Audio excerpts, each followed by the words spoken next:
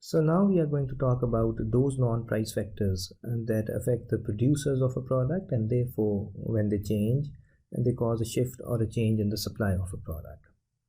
Now, as far as the non-price determinants of supply are concerned, remember that the most important is the cost of production. Because you see, the producers, we assume all of them, their only motive is to make a profit. So if the cost of production increases, then they are able to make a relatively lesser profit than before, regardless of what the price may be.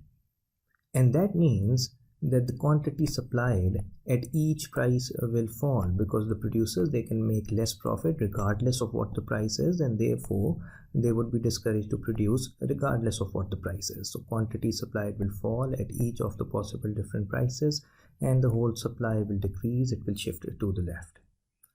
Now, of course, the opposite is also true. If the cost of production falls, and it can fall, and then the producers will be able to make more profit regardless of what the price is. So they will be encouraged to produce more at each of the different possible prices. The quantity supplied at each of these prices will increase, and therefore the whole supply curve will increase. It will shift to the right.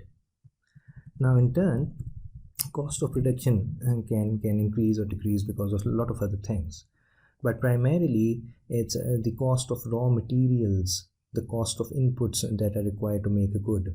Their prices, they fluctuate. Sometimes they increase and decrease, and therefore there is an increase or decrease in the cost of production. So wages may increase or decrease. Maybe the raw materials you need to make a certain product, they would become more expensive or maybe more cheap. Maybe the price of petrol or electricity increases. All of these things, the way you analyze their effect on the suppliers, that all of these things affect the cost of production, and we will remember that the cost of production, when it increases, the supply falls, shifts to the left, and vice versa. And then importantly, you also need to remember that sometimes actions of the government, that can also change the cost of production and therefore cause a shift or change in the supply of a product. Now, the government can either put a tax on a product, which is like an increase in cost of production because the producers have to pay this tax, or the government sometimes gives a subsidy on a product. Subsidy meaning that the government pays the producer a certain amount of money for each unit that he produces.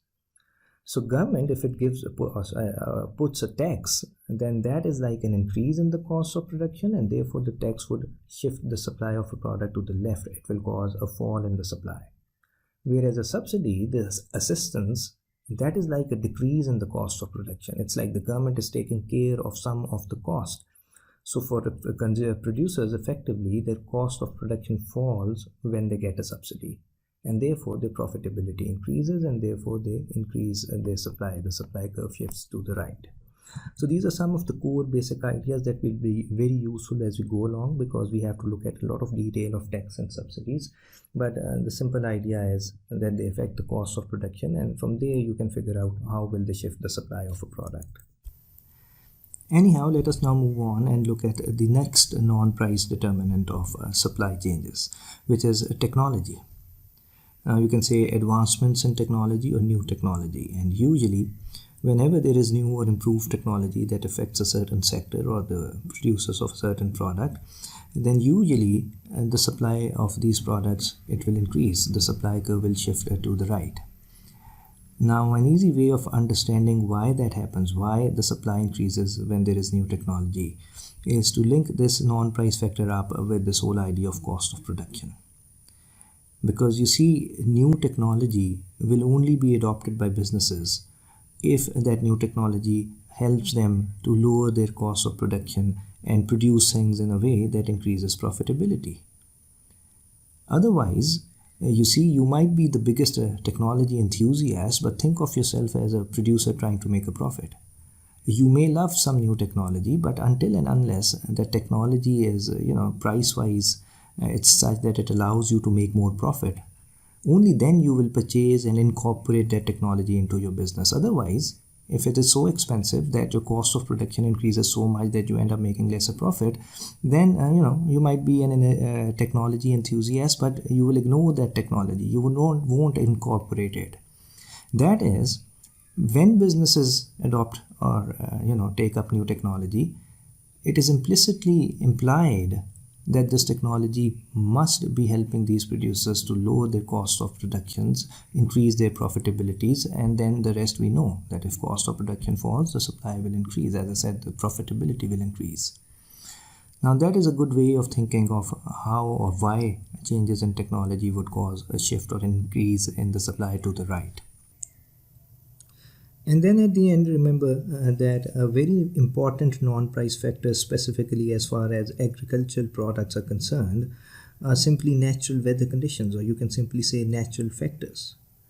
So assume that there is a supply of rice. So let's assume this is the supply of rice, and then there is maybe a flood.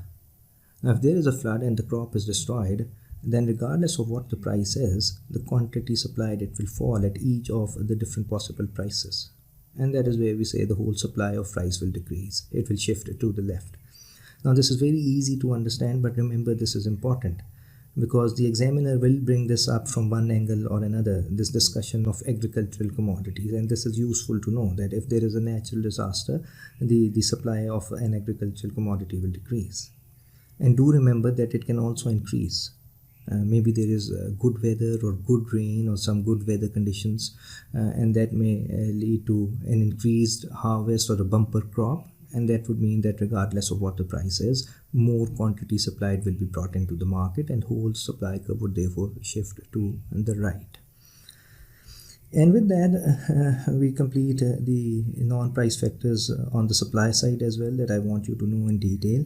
But before I leave this video, I just want to make sure that you understand that this list of non-price factors that we have been saying affects the demand or the supply of a product. This has not been an exhaustive list. And I don't want you to limit your thinking to just these few non-price factors. Now, of course, they are important. They are important because they are more frequently seen to be changing in reality, and therefore they will show up more frequently in your A-level MCQs. But it is also important to always remember the broader concept, which is that any non-price factor, non-price meaning anything other than price, if it affects the consumers of a product, then these non-price factors, when they change, they will shift in the demand curve. And if a certain non-price factor, certain something other than price affects the producers of a product, then when that non-price thing changes, it can shift in the supply curve. So if you see any unseen scenario in your A-level MCQs where the factor or the non-price thing causing the shift of demand or supply doesn't happen to be one of these that we have just talked about here, then you can just think it out.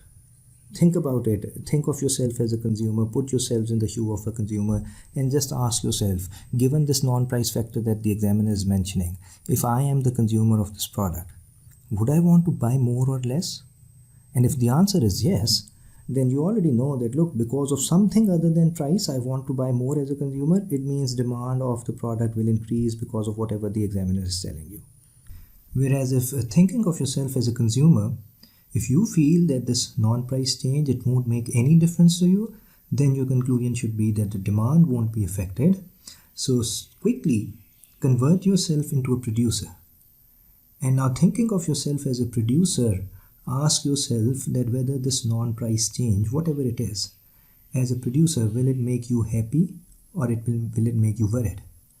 And if your answer is happy, then happy means that because of some non-price thing, producers are happy, they will make more regardless of what the price is. So the whole supply curve will shift to the right, supply will increase.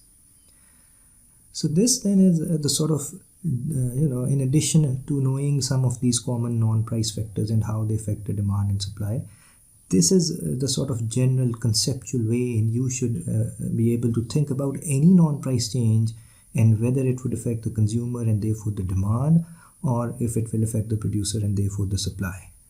And this general useful way would ensure that you can pretty much work out any non-price factor and which curve will shift and in what direction, which is exactly what we need in the next video, where we are going to now talk about the effect of these changes in demand and supply on the equilibrium price and the equilibrium quantity of the product.